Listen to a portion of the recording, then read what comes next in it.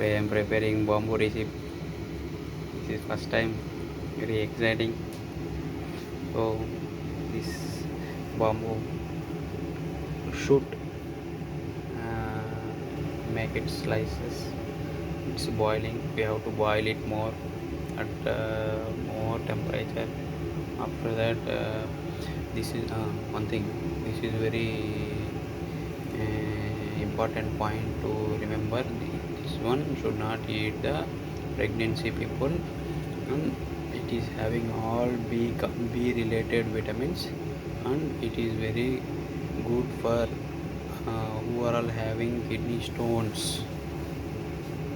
Okay, then in this one we can add all vegetables also. So I am interested to add onion, brinjal, carrot, tomato.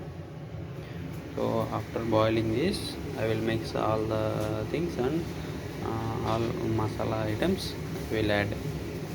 So after that, our bamboo shoot recipe will ready. Thank you.